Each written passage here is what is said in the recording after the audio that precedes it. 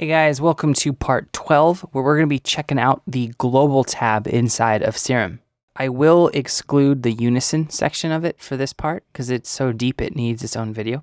But let's start talking about these actual global preferences.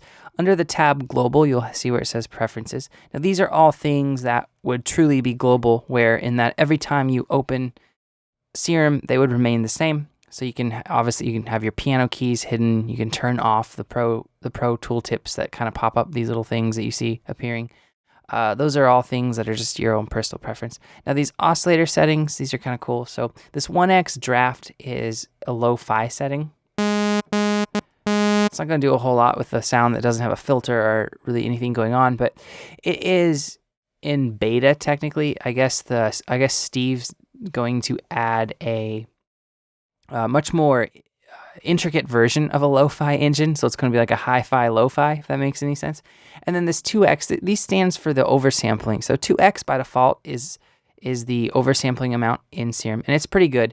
The higher the quality equals the bigger the hit of CPU your computer is going to have to take. So this 4x, you shouldn't need to use that for your standard sounds. It's going to be really useful though if you happen to be making sounds or using a lot of instances of the FM or AM or some of these FM frequency modulation modes in the warp section, because you'll get a cleaner, better sound that way. But that's really the only reason I could see ever wanting to have it on 4x, because 2x to 4x, I can't hear a difference on like a super saw sound or a wobble or a bass or whatever. So then you have your pitch tracking, which you could turn off. So that would be good for if you're trying to like make like a sub or a kick drum and you want the same note across every key. That would be a way to do it. You can change your concert tuning or your overall pitch. And then you have a noise fine pitch. So if I go back to the noise oscillator, you will notice that there is a pitch knob, but this works in semitones. So if you want to finely tune something in sense, basically, you can use this noise fine. It's just tucked away on the global settings, because with something like white noise or a hiss, you're not going to need fine pitch. But if you're using something where you have the key tracking on, what I just clicked, you might need to actually tune it with some fine pitch. All right, so let's look at these chaos knobs, because these are pretty cool. So they're both Lorenz LFOs, or very chaotic sounding LFOs.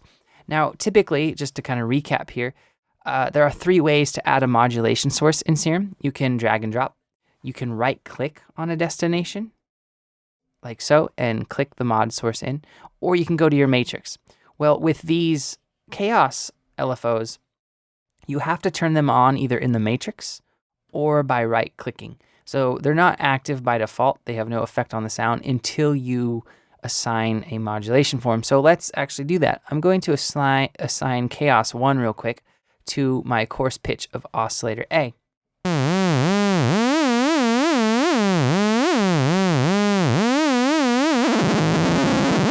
All right, so you have a rate knob. You have this BPM sync. Now, the BPM sync on this isn't actually going to be a typical BPM sync. It's going to be more of a close approximation, because you can't BPM sync a Lorenz wave. It's too chaotic. It'll be close, but it won't be perfect. And by that, it definitely won't be something that you'd be bobbing your head to rhythmically. This mono knob will stand for, if it's selected, it'll be all, if you start playing multiple notes and you have this active, they will all be the same Lorenz wave. So if I start playing a chord and it's unchecked, there's going to be a bunch of different Lorenz waves going on, so it's going to sound terrible. All right. And then the Chaos 2, same idea, same controls. You just have a different algorithm. So we can see how that sounds right now. So here's the first one. All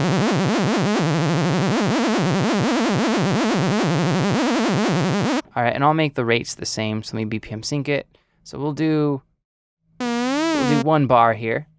Okay, so let me activate Chaos 2. I'm going to go to mod source, Chaos 2. We'll listen to this. They're the same tempo.